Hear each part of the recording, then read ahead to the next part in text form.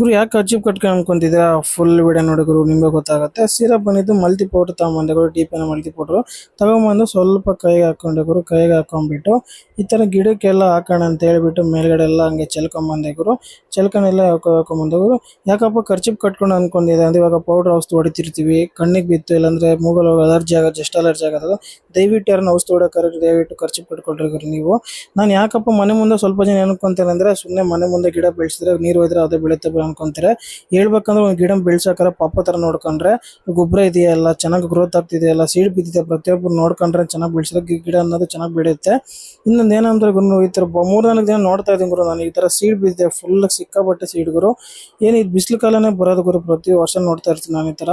ಮೊಗ್ಗು ಬಿಡೋಕ್ಕಿಲ್ಲ ಗುರು, ಹುಳ ಎಲ್ಲ ತಿನ್ಬಾಡ್ತಿದೆ ಹೋಗ್ತಾರೆ ಎಲ್ಲ ಹೂವನ್ನ ನೋಡಿದ್ರು ಈ ತರ ಒಣಗೋಗ್ಬಿಡುತ್ತೆ, ಮತ್ತೆ ಕೊಂಬ ಎಲ್ಲ ತಿನ್ಬಿಟ್ಟು ಫೈನಲ್ ಆಗಿ ಅದ್ರ ಏನ್ ಮಾಡಿದೆ ಎಲ್ಲ ಕಟ್ಟಿಂಗ್ ಮಾಡಿಬಿಟ್ಟು ಕೆಳಗಡೆ ಎಲ್ಲ ಎಸ್ತಿದ್ದೀನಿ ಗುರು. ಈ ಕಡೆ ಸೀಡ್ ಬಿದ್ದಿರೋದಲ್ಲ, ಇದಕ್ಕೆ ಯಾಕೆ ನೀರು ಚೆಲ್ತಿದೆ ಅಂದ್ರೆ ನಿಮ್ಗೆ ಹೇಳ್ತೀನಿ ಗುರು. ಮುಂದ್ಗಡೆ ನೀರು ಚೆಲ್ಬಿಟ್ಟು, ಯಾಕಂದ್ರೆ ಔಷಧಿ ಹೊಡಿತಿರ್ತೀವಲ್ಲ, ಈ ತರ ಪೌಡರ್ ಹಾಕ್ತಿರ್ತೀವಲ್ಲ, ಗಾಳಿಗೆಲ್ಲ ಉದ್ರೋಗ್ಬಿಡುತ್ತೆ, ಕಣ್ಣಿಗೆ ಯಾರಿಗೂ ಬರೋ ಬೀಳುತ್ತೆ.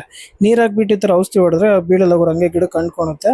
ನೋಡ್ ಗುರು ಪ್ಯಾಂಟ್ಗೆ ಹತ್ಕೊಂಡ್ಬಿಟ್ಟಿದೆ ಗುರು, ಆ ಕಡೆ ತಗೊಂಡು ಬಿಟ್ಟೆ ಗುರು ನಾನು.